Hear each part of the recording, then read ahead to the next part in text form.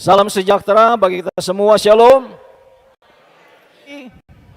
Puji syukur kepada Tuhan, hari ini kita boleh bersekutu lagi di rumah Tuhan.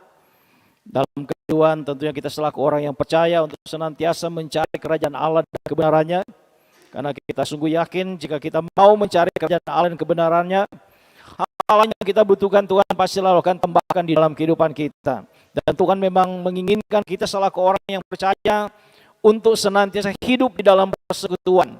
Karena persekutuan adalah salah satu tugas panggilan kita. Bersekutu, bersama dan melayani. Itu adalah tugas panggilan kita selaku orang yang percaya. Dengan kata lain mau dikatakan bahwa selaku orang yang percaya kita harus hidup dalam kebersamaan dalam satu persekutuan. Tidak bisa kita membangun hubungan kita saja secara pribadi dengan Tuhan, tapi mengabaikan hidup dalam persekutuan. Karena ketika kita hidup dalam persekutuan, itu berarti kita punya kesempatan untuk mempraktikkan firman itu di dalam persekutuan. Oleh karena itu juga yang menjadi kebiasaan kita, setiap kita selesai beribadah biasanya ada jabatan tangan, walaupun sekarang sudah agak beda jabatan tangannya ya. Kita harus mengatakan Tuhan Yesus memberkati, saling memberkati satu dengan yang lain karena kita terpanggil untuk memberkati. Karena kita bisa membayangkan jika ada 100 orang setiap hari Minggu yang mengatakan kepada kita Tuhan Yesus memberkati. Berarti ada berkat dari 100 orang mengalir dalam kehidupan kita. Jadi Tuhan menginginkan juga jika ada persoalan di antara kita harus selesaikan di gedung gereja. Ya, jangan dibawa pulang lagi. Makanya ada jabatan tangan. Walaupun pada kenyataannya seringkali dari pengalaman di beberapa jemaat ternyata ada juga yang karena baku marah, orang Manado bilang waktu mau jabatan tangan dia sudah menghilang duluan. Jangan sampai berjabatan tangan. Padahal bukan itu yang Tuhan inginkan bagi kita. Karena apa gunanya kita berdoa Bapa kami kan, ampunilah dahulu. Ya, ampunilah. Tuhan mengatakan supaya kita mengampuni. Ya, dalam itu Tuhan mengampuni kita sebagaimana kita mengampuni orang bersalah kepada kita. Karena ada firman Tuhan juga mengatakan jika kamu berdiri dan berdoa, ampunilah dahulu sekiranya ada barang suatu dalam hatimu terhadap seseorang. Ya. Supaya apa? Supaya juga Bapakmu yang di sorga mengampuni kesalahanmu. Tapi jika kamu tidak mengampuni, maka Bapakmu juga yang di sorga tidak akan mengampuni kesalahanmu. Markus 11 ayat 24 hingga yang ke-26 kita bisa baca itu. Ya. Oleh karena itu kita harus hidup dalam persekutuan. Karena dalam persekutuan juga kita belajar mempraktikkan kasih. Saling membantu, saling melayani satu dengan yang lain. Saling menopang dalam doa. Termasuk yang saya katakan tadi, saling mengampuni. Ya. Jadi kalau melepaskan pengampunan, ya. Karena kita masih ingat juga memang firman katakan jangan simpan amarahmu sampai matahari terbenam. Berarti kalau sudah tidak lagi, ya, jangan sampai menimbulkan akar pahit dalam diri kita. Itu juga akan menjadi batu sandungan dalam setiap doa. Karena syarat untuk doa dikabulkan adalah percaya dan mengampuni. Kalau di Markus 11 ayat yang ke-12. Ya. Oleh karena itu sebagai orang yang percaya kita sebagai orang Kristen kita harus hidup dalam persekutuan seperti ini, baik di tingkat jemaat, di tingkat kolom, ada pemuda, minggu. Itu adalah panggilan kita untuk bersekutu. Di hari-hari seperti saat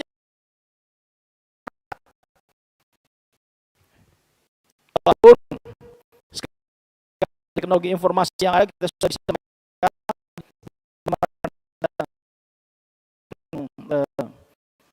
untuk bisa tayang lewat YouTube, kita bisa subscribe supaya kita bisa juga ikuti YouTube.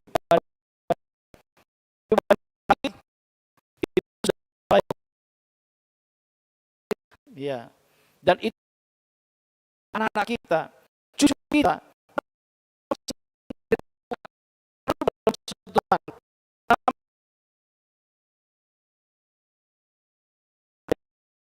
kalau kita sudah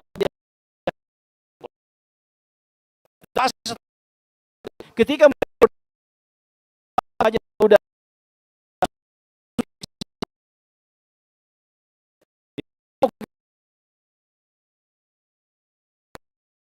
berhubungan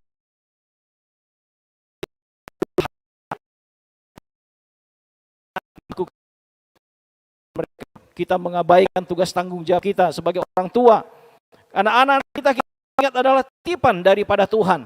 Ya, kewajiban kita membimbing mereka supaya mereka mau mengasihi Tuhan dengan sungguh. Mereka masih kecil, bahkan mereka mau melayani Tuhan, talenta karunia kepercayaan yang Tuhan berikan. Kitalah yang tanggung jawab kepada anak-anak kita sebagai titipan Tuhan. Itu yang lalu pendeta sudah sampaikan, jangan sampai terjadi seperti di negara-negara maju, mana lagi mencintai persekutuan di rumah ya, sehingga yang ada di dalam tinggal bapak ibu lansia. Kita tidak menginginkan satu waktu di jemaat Maranatha ini tinggal bapak yang ada. Anak kita tidak. Ini generasi penerus sekarang Maranatha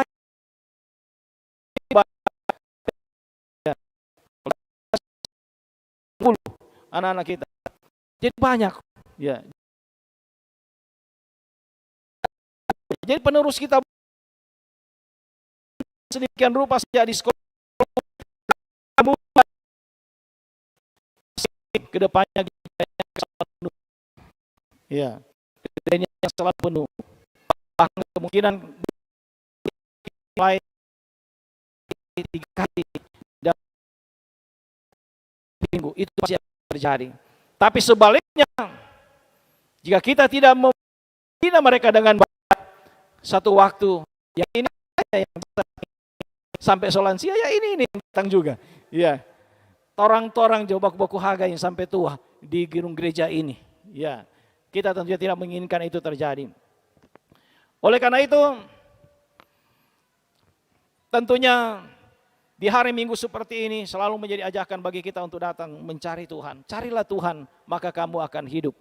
Apalagi saat ini kita sedang di minggu-minggu sengsara, sedang menghayati arti dan makna pengorbanan Kristus. Karena kita selalu harus diingat-ingatkan. Jangan sampai kita melupakan akan kebaikan Tuhan dalam hidup ini. Sangat penting bagi kita untuk diingat-ingatkan tentang arti dan makna pengorbanan Kristus. Saya seringkali mengatakan, Daud saja mengatakan, pujilah Tuhan hai jiwaku, dan janganlah lupakan segala kebaikannya. Itu kata pemazmur Daud. Bagaimana caranya supaya kita tidak melupakan kebaikan Tuhan? Lewat terus kita menghayati, mengenal Tuhan lebih dalam lagi. Semakin kita mengenal Tuhan lebih dalam lagi dalam hidup ini, maka kita semakin akan mencintai Dia, semakin mengasihi Dia. Karena kita seringkali mengatakan tidak dikenal, tidak disayang. Kadang-kadang ketika kita berjumpa dengan seseorang, kalau kita hanya melihat casingnya saja, kadang-kadang ada sikap pandang enteng, bisa saya, siapa ini Bapak? Di kemudian hari ternyata kita tahu beliau ini ternyata orang yang hebat, punya jabatan yang kepercayaan yang besar dan lain sebagainya. Dan kita akan berubah. Oleh karena itu, jangan melihat katanya hanya dari casingnya saja ya. Seperti kita melihat HP, ya dari casingnya ada HP yang kurang bagus, tapi karena casingnya dia, wah bagus HP-nya ini. Jangan seperti itu. Jadi di minggu-minggu sengsara ini kita dituntun untuk kembali menghayati apa yang menjadi arti dan makna pengorbanan Kristus. Apa sesungguhnya yang sudah Yesus lakukan bagi kita seluruh umat manusia. Sehingga kita harus mencintai Dia, harus mengasihi Dia dengan sungguh karena Dia begitu mencintai kita. Saudara-saudara, ada ungkapan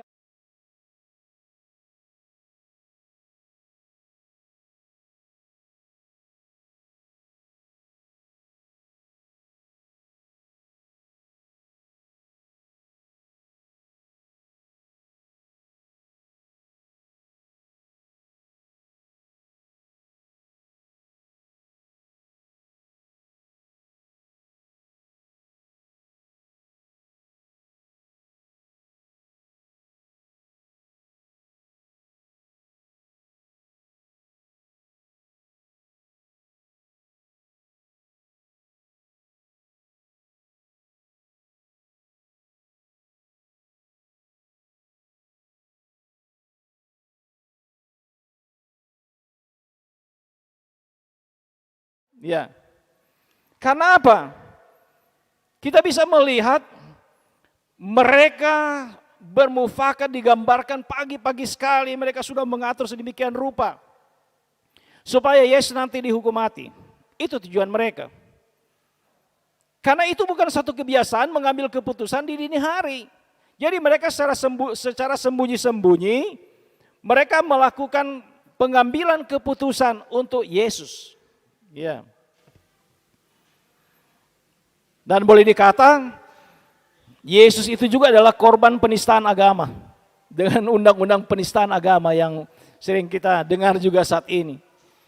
Jadi sebelum di Indonesia banyak yang jadi korban penistaan agama, Yesus yang datang untuk menyelamatkan kita, yang datang membela kita, kena undang-undang penistaan agama. Ya. Padahal sebenarnya persoalannya bukan itu. Persoalannya karena tokoh-tokoh agama, tokoh-tokoh masyarakat, bahkan pemerintah pada waktu itu iri dan dengki kepada Yesus. Yang pada waktu itu mulai terkenal, pengikutnya, followersnya sudah banyak. Ya. Mereka takut kehilangan jabatan, kehilangan pengaruh, dan lain sebagainya. Kehadiran Yesus boleh dikata sangat mengganggu pada waktu itu, baik tokoh-tokoh agama maupun pemerintah yang ada. Sehingga akhirnya terjadilah pengadilan yang tidak adil. Ya. Oleh karena itu, saya katakan tadi, Yesus ketika ditanyakan dia diam saja. Ya. Padahal kalau dia mau membela diri bisa kan? Tapi memang juga kenapa dia tidak membela dirinya? Karena dia sadar bahwa apa yang terjadi ini memang bagian daripada rancangan Tuhan untuk penyelamatan seluruh umat manusia. Karena seandainya dia membela diri, itu berarti bisa-bisa Pilatus membebaskan dia. Berarti tidak mati di kayu salib. Jadi Yesus sadar betul akan tugas panggilannya ketika dia datang ke dunia ini. Agar apa? Dunia ini tidak binasa, tetapi memperoleh kehidupan yang kekal. Oleh karena itu dia merelakan dirinya untuk menderita demi kita, yang ini yang harus kita pahami dalam kehidupan kita selaku orang yang percaya. Bagaimana rasanya kita jika kita diperhadapkan dengan pengadilan yang tidak adil? Ya. Pasti kita akan sangat kecewa, sangat berduka, marah, bercampur segala bahasa kerennya galau. Ya. Kenapa saya diperlakukan seperti ini? Itulah yang dialami oleh Yesus. Dia adalah Allah sendiri yang adalah firman dan menjadi manusia. Dia datang ke dunia ini untuk menyelamatkan, tapi justru dia ditolak. Dia dianiaya, bahkan dia dibunuh. Itu yang terjadi. Saudara-saudara, berbicara tentang menyalibkan Yesus, jangan kita mengira bahwa itu hanya terjadi 2000 tahun yang lalu. Ya. Sampai hari ini juga, sebenarnya tanpa kita sadari, banyak perbuatan-perbuatan kita yang membuat Yesus kita salibkan lagi pada kali yang kedua.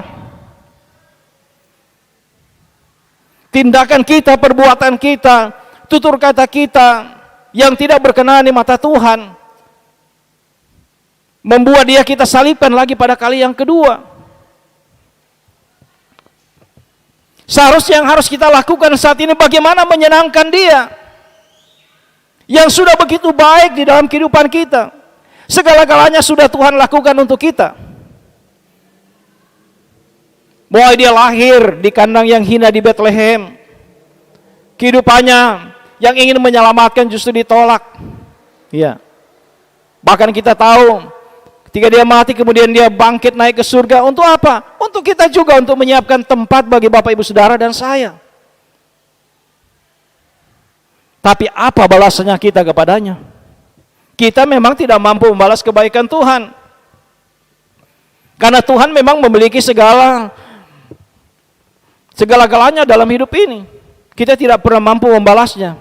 Tapi ada satu lagu yang menarik mengatakan, dengan apakah ku balas Tuhan selain puji dan sembah Kau. Datanglah memuji, menyembah Tuhan, menyenangkan hati Tuhan. Itu yang bisa kita lakukan. Makanya kalau waktunya ibadah, datang ke ibadah. Hari Minggu tinggalkan tugas apapun, kesibukan, datang memuji, menyembah Tuhan, mengucap syukur kepada Tuhan. Kita tidak pernah mampu balas kebaikan Tuhan selain berupaya menyenangkan hati Tuhan. Paling tidak kita buat Tuhan tersenyumlah. Jangan kita membuat Tuhan berduka cita karena segala hal yang kita lakukan dalam hidup ini yang mendukakan hatinya. Itu yang harus kita lakukan di dalam kehidupan kita. Saudara-saudaraku yang saya kasih dalam Tuhan Yesus,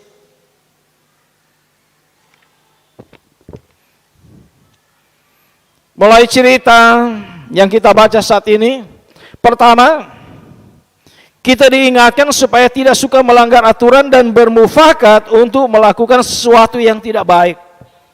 Sebagaimana yang dilakukan oleh tokoh-tokoh agama pada waktu itu, tokoh-tokoh masyarakat, bahkan pemerintah yang ada pada waktu itu. Karena mereka membuat satu keputusan yang tidak biasa. Dan mereka bermufakat untuk sesuatu yang tidak baik. Hal yang kedua, ternyata perlu juga adanya sikap diam dalam menghadapi berbagai tuduhan, hujatan, hinaan. Sebagaimana firman Tuhan mengatakan, jangan membalas kejahatan dengan kejahatan. Coba kita perhatikan bagaimana fenomena yang seringkali kita saksikan di media-media sosial, di mana ada kebiasaan untuk saling serang melalui media sosial demi membela diri. Itu yang seringkali terjadi. Saudara-saudara, media sosial bukanlah sumber kebenaran, karena kita tahu di media sosial itu banyak justru berita-berita bohong. Ya. Yang ingin mempengaruhi opini kita, seakan-akan itu suatu kebenaran padahal hoax. Jadi kita juga harus berhati-hati. Sangat berbeda dulu ya. Waktu kita masih membaca berita lewat koran, tentunya beda karena ada kode etiknya kan, wartawan itu tidak bisa dia memberikan berita tanpa melihat dari dua sisi, dua pihak. Kalau sekarang kan hanya sepihak. Kita bebas menyampaikan apa saja lewat media sosial menurut kata kita, yang belum tentu benar. Ya. Oleh karena itu jangan kita menjadikan media sosial sebagai sumber kebenaran bagi kita. Kita harus berhati-hati. Ya. Apalagi yang begitu terima, wah langsung diteruskan. Bisa kena undang-undang apa? IT ya kita. Karena kita meneruskan suatu berita bohong. Ya. Kita harus berhati-hati. Oleh karena itu tugas kita selaku orang yang percaya apa? Tuhan menginginkan kita menjadi pembawa damai. Ada firman Tuhan juga mengatakan, kita harus cepat mendengar, tapi lambat berkata-kata. Itu ada maksud. Kenapa dikatakan seperti itu? Cepat mendengar. Kita tidak boleh ketinggalan berita-berita ya. Kita juga harus terbuka, harus juga banyak belajar. Tapi juga dikatakan lambat untuk berkata-kata. Artinya kaji dulu sebelum berkomentar. Iya. Itu yang harus kita lakukan. Oleh karena itu firman Tuhan katakan kita harus cepat mendengar tapi lambat untuk berkata-kata. Ada yang cepat mendengar, lebih cepat juga dia berkata-kata tanpa dikaji langsung. Ya.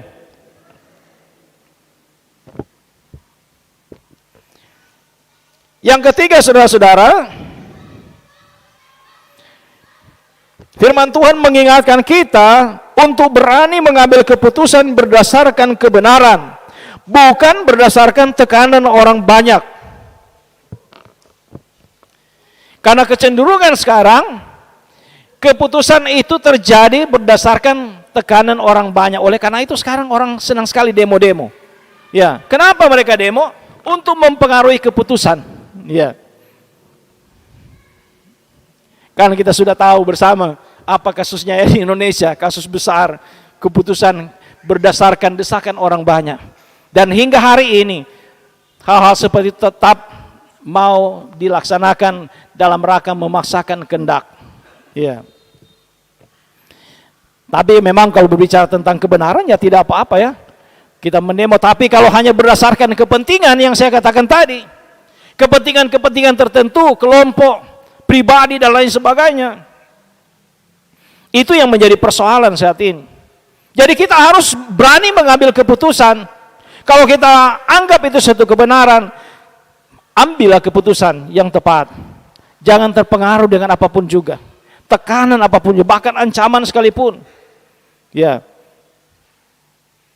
Karena apa? Seperti dalam kasus ini kan Pilatus sendiri tahu ini terjadi karena apa? Mereka iri, ada dengki. Pilatus sendiri tahu bahwa Yesus tidak bersalah. Bahkan kita tahu istri dari Pilatus, kalau di dalam pembacaan yang lain, pernah mengingatkan Pilatus, ya, supaya jangan berurusan dengan orang benar ini. Dikatakan orang benar, karena dia pernah bermimpi, ya, dia susah gara-gara dikatakan orang yang dimaksud dengan orang benar itu dalam mimpinya. Jadi dia menegur Pilatus supaya jangan mencampuri urusan ini. Dan memang kita tahu Pilatus akhirnya apa? Mengambil apa? Tempat cuci tangannya. Cuci tangan artinya dia tidak merasa, dia katakan, saya tidak bertanggung jawab. Ngoni semua bertanggung jawab ini. Ini kesalahan ini akan ditimpakan ke saya. Cuci tangan. Jadi istilah cuci tangan semuanya itu diambil dari cerita Pilatus. Ya. Sehingga ada yang mengatakan, ngana ini kok Pilatus ini suka cuci tangan ngana. Ya. Jadi lepas tanggung jawab. Ya. Jadi ternyata dari cerita Alkitab lah itu istilah cuci tangan. Dan banyak orang katakan ngana ini Pilatus, rupa Pilatus ngana ini. Ya. Jadi jangan kita menjadi seperti Pilatus ya.